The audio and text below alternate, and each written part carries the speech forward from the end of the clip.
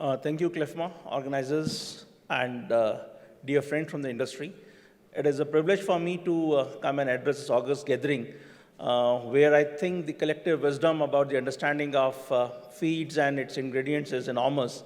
I'm just trying to make a small snippet of what this collective wisdom sitting in this room already knows. So it's basically a summary and some perspective that some detailed research of my team using some sophisticated data analytics of our automatic weather stations, our crop cutting experiments, and some satellite data has shown us the path for. So the topic of the day assigned to me is market driving factors, soybean and soya meal. I'll just give you a small snapshot of what NCML is all about. So NCML is a 15-year-old organization which was essentially created by NCDX for effective deliveries of commodities for convergence between futures and spot market. And that's how the NCML came into being. The initial name it was given to us was National Collateral Management Services Limited, and we were owned by NCDX and various institutions like IFC, IFCO, Rabo, HDFC Bank, Yes Bank. Many institutions owned NCML. And NCML kept on building. We have multiple verticals, among which the main vertical is the warehousing business. We are the largest service provider in storage business, running close to around 3.5 million tons of storage for staple crops across almost 18 states. We are one of the largest collateral managers for around 60 odd banks and financial institutions, where commodity finance is offered under our custodial management. We have a network of laboratories across the country. We are preferred partner with FSSAI, NABL, EPIDA, EIC, and we test almost everything which is categorized as food and agri in this sophisticated network of laboratories. This is a journey that NCML has had, starting from a small warehousing company. Today we have almost 6 verticals serving each and every need in the post-harvest value chain, starting from the farm gate up till the consumer plate, which includes banking solutions, financing solutions, market access through a re-marketplace, and a very technology-driven agriculture consulting business, which we call ECON. And some of you are our clients in that, where we partner with you with our knowledge to share with you what we see for various crops which are being used in your industry as an input. So that particular business has brought me here to share some of our understanding that how agriculture commodities are seen by us when we look at it at a very, very close proximity and put it in a juxtaposing position with the weather parameters, agronomy, and the past history, and all put together what it holds for the value chain participant in terms of the overall quantum of production in a given year. So in 2015, we were taken over by a large investor from Toronto, Fairfax. It is one of the largest investment group operating in India, close to a $5 billion investment. And now we are building silos also for FCI. So one can say that anything that a commodity value chain participant requires, NCML is well equipped to serve that. This is a small snippet. Our vision is to serve each and every value chain participant into agriculture, starting from farmer till the end consumer, and ensure that there is a value maximization in the entire value chain without any loss of capital risk. These are the business verticals, as I've said. So we have starting with storage and preservation, which is our all flat warehouses. We have a silo storage business. Then we have financial services, which is collateral management and our own NBFC. And our service and knowledge management products, which is Market Yard and ECON and testing and certification. So before coming to the specific point of global scenario of soybean, there are 2 or 3 macro contexts I would like to share with you, and that's not part of this presentation, so I would need your attention on that. These few 4 or 5 things are going to drive not only soybean but every commodity globally and locally, and this is applicable to all commodities. No commodity is an exception. So the first fact that we must know that 25% of the total dollars that have been printed right from the inception of dollar, sometime in 17th century or 18th century, were printed in last 18 months. 25%. That's a large number. Because once this kind of money is printed, it is going to create medium to long-term repercussions for prices at large. A small snippet we have seen of this money printing in the last year run in the stock market. Just a small number, around $1.09 trillion of flows have happened into stock funds across the globe. And it is more than the 12-year cumulative flows into stocks. That is the number. So this 18% has reflected, this 25% of the dollar printing in 18 months has started showing its impact in the valuations of stock market, which has received equivalent to 12 years of cumulative flows in 1 year alone. So that is the second factor we must remember at all points of time, that we are not in usual times. What we saw in COVID, the impact of COVID was similar to a large-scale war. And we all know that war is always inflationary. It starts with, because whenever there is a war, whether we look at the First World War or Second World War, or these smaller wars in Middle East in the interim, it has all led to some sort of inflation. Some inflations have lasted for 2-3 years. Some inflation periods have lasted for more than 7-8 years. The reason is that the wars are responded with larger pump priming, the money printing, and once the war settles and the economy recovers and employment takes place, the inflation, as we all keep hearing, is transitory, is no longer transitory. If you hear any policy maker across the world, every policy, MPC, Monetary Policy Committee of every central bank will say it is a transitory inflation. It is not. Because after the money printing, when the employment returns to normalcy, the inflation becomes more permanent. It never remains transitory.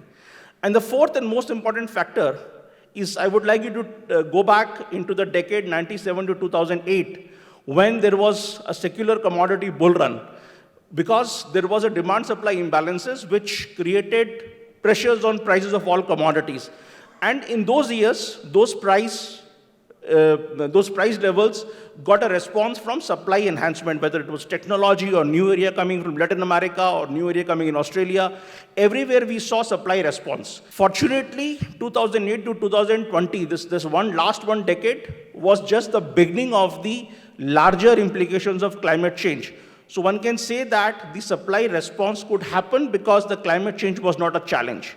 Now what we will see in the next decade, when the prices go to abnormal levels across commodity, and soybean or maize are no exceptions, the climate change is a very, very big caveat, unmeasurable, unfathomable, unforecastable, whether the supply response will happen or not. So these 4 markers I would like you to carry. Whatever numbers you see, please bear in mind, you have got massive monetary printing behind, you are going to have normal employment back as the war effect equivalent, the war equivalent effect of COVID are behind. The climate change is a big thing, and the employment levels are going to come back. So inflation is, so these 4 factors are going to be the overarching theme for commodities. So coming to the global scenario, the bullish factors, I'll elaborate on that, is La Nina concerns threatening South American soybean production. And the second is global soybean and soybean demand to increase amidst recovery global economy. So these are the 2 basic bullish factors, and I'll elaborate a bit on La Nina in my subsequent slides. The bearish factors are supply tightness to ease. That's what most of the SNDs are saying, that supply tightness will ease. But there is a caveat, which I'll present. The concerns over Chinese soybean demand amidst emerging real estate. So Evergrande we have heard. Evergrande is not an event, it's a symptom. The root cause is something else, and I'll elaborate on that. And easing edible oil prices to impact oilseed price. So these are the 3 bearish factors and 2 bullish factors. So we'll look at both factors in numerical terms. What does it hold for us? The most important caveat in any bearish scenario this year is a La Nina event. If you see that we had 3, whenever, the key point is that in last 10 years, whenever La Nina developed, it continued for 2 consecutive years. That's an important factor to remember. And 2020-21 was a La Nina year. The entire focus of the world is whether 21-22 is likely to be La Nina again or not. So that is the caveat. And what a 2 consecutive La Nina does, it is there in the next slide. So this is the La Nina is factors favored in northern hemisphere fall and winter. So occurrence of La Nina coincides with South American soybean crop time. So Brazil soybean window is September, October to December, Jan, and Argentina soybean window is December, Jan to Jan, April. And this is what coincides with La Nina year if it repeats in 21-22. So it's a reverse of that. Yeah. So if you see that whenever the La Nina has played 2 consecutive years, look at the Argentina crop. In 2011-12, it was 49, it dropped to 40 million. Look at the second occurrence in 16-17 and 17-18, 2 consecutive years of La Nina, the crop dropped from 55 million to 37.8, a very sharp drop. Right now, 21-22, we are showing 52 as against 46. We are showing an uptake without considering a repeat of La Nina, so this number does not factor La Nina. If it plays out, the joker is out. So this is the volatility in our second continuous year of La Nina. So when a La Nina year plays out, we see the annual volatility of 30%. In a normal year, the global soybean volatility is 22%, but in a repeat La Nina year, it is approximately 30% plus. So that is why I'm calling it a joker in the pack, and we have to see October, December, how does the weather plays out on the La Nina front. This is again known to everybody that the global economy is recovering, and what it means restoration of employment, and restoration of employment in a completely flooded liquidity scenario can be very, very bullish for commodities. They will not even look at any balance sheet, any stock to use ratio, any S&D. Hell may care. If the employment comes with this money, the prices can be anybody's guess. So coming to the soybean stocks, if we look at the global, everything is right now looking bearish because we are optimistic about future that the whole world is thinking that 21-22 is going to be a year of ease. And the numbers are, so forget about the entire thing, just focus on the stock to use ratio. We got a massive spike because the global ending stocks moved from 114 to 95, from 95.9 to 95.1, and now we're expecting it to go to 98.9. Now, whether it happens, doesn't happen, will depend how does the weather play out in the final quarter of the current calendar year. So, this is concerns on Chinese economy, which is again, people are saying it's likely to be bearish, but the jury is still out on that. The basic issue is of okay, you have opened the previous file. There is some revision. Okay, I'll complete that. So in this, we are talking about the default by Evergrande. Now, this default by Evergrande is an outcome of a Chinese policy change. Because if all of us know that the Chinese wealth is invested primarily into real estate. There are some numbers which say that 40% of the Chinese people's wealth is in real estate. There are some numbers which say it's as high as 70%. Nobody knows what is the exact number, but let's take the band is safe to guess between 40 to 70%. The government has issued 3 key rules, and I would like you to notice that what rules can do. Let's go back to the GFC1, Global Financial Crisis 2007. Why did the global financial crisis happen? The global financial crisis happened because there was an accounting rule in America called FAS 57. And the rule used to say that any asset that you hold on your balance sheet has to be marked to maturity or marked to model.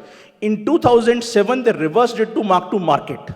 So if you are showing some asset on your book at 100 rupees and you have a promise from somebody that he will buy it after 5 years from you at 100 rupees, it is called mark to maturity. Or if there is no mark to maturity, you can do a mark to model. So in that scenario, people were assuming that all their assets were very healthy and the world was speculating on the strength of the balance sheet. The US Congress forced a change in that because of the speculative tendencies from mark to model or mark to maturity to mark to market.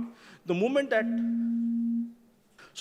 happened, mark to market, all of a sudden, most of the US investment portfolios were short on equity by 30% to 80%. And that is what brought down the entire financial market of United States. Because everybody was looking to increase in equity and equity was not available. So there was fire sale on those portfolios and those balance sheets. Something similar is being played out in China now. The Chinese government has put limitations on how much leverage the real estate companies can have. It is linked to incomes, it is linked to the balance sheet, it is linked to the sales, cash flows, multiple things. And the outcome of that rule change, this we are seeing the first of the domino. This is first of the domino. And there are many more dominoes that may fall if this rule does not get reversed. But it looks like that the Chinese premier is doing the what you call cultural revolution 2.0, where they're saying that rich cannot be allowed to remain rich anymore. Let's bring them down at par with the median and destroy the pockets of speculation by doing this rule change. So it is a very important number because China, if you see that last 5, 6, 7 years of Chinese consumption, it is linked to the wealth effect. There is something called wealth effect that people do not save more if their wealth is increasing. So their incremental savings go down and it goes into consumption. That may get hit if the portfolio values of the real estate holdings on the public of China start going down. We may see a hit on the consumption. So yeah, this is another number which people are saying that the oil tightness will also ease. There is a production increase across the board. If you see, right from palm oil except rapeseed oil, everything it is expected to is showing a easing in the supply, anywhere between 1% to 5%, and sunflower oil as high as 15%. Now, this is something I would say that except South America, most of the other things will get delivered. So that is also a bearish factor on the soybean side. This is the global soybean balance sheet. I have already covered that we are expecting in a normal scenario it to expand, but we will take a final call in December after weather is over. If you look at the CME soybean, assuming the normal case of the SND allowed to take place and weather does not disturb it, this is how we expect the prices to behave. We believe that there would be some weather events affecting only on sentiment, may not be in reality, but eventually it will cool down to around 1100 to 1150 levels. That's our expectation. How does it happen? We will review it in the month of June or July next year, whether this chart has played out or not. But this is our best case assessment of the behavior of prices going forward. Domestic scenario, I don't need to say much because you people keep much finer and micro track of what things are happening. So the bullish factor is strong growth in poultry feed segment. But the bearish factors is high production. I'm going to put it out what we assess on a realistic basis, on a field assessment basis.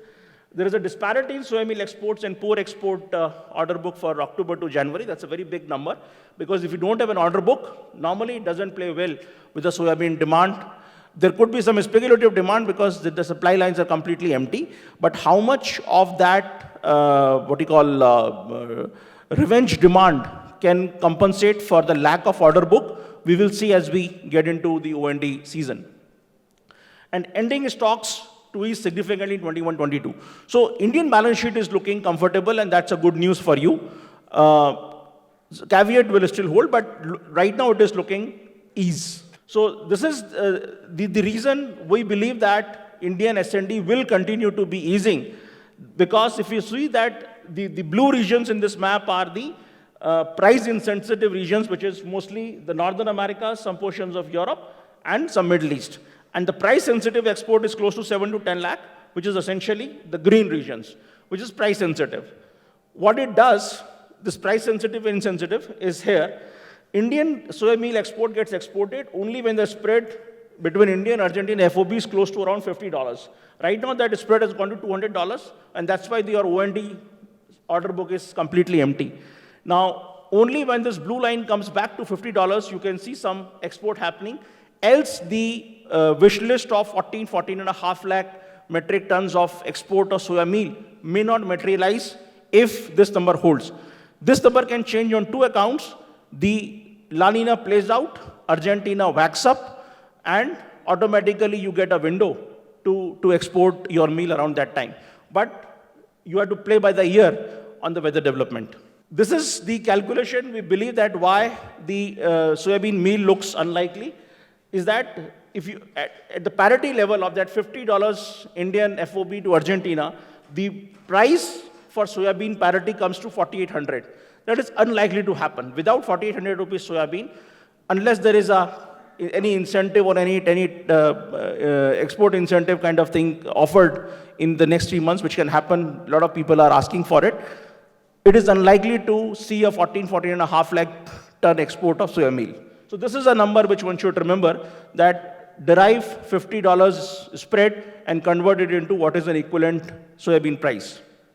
This is our own ground assessment. The soybean crop is progressively doing very well. In the month of July, normal was 36%, and now 58% is normal, and it is a good number to have in the month of September end. So we believe that this augurs well for the soybean crop throughput. Crop conditions are good. So we believe that the crop number is anywhere between 92 to 105. Our base number is around 97, 98. We are not in the camp of 110, 120.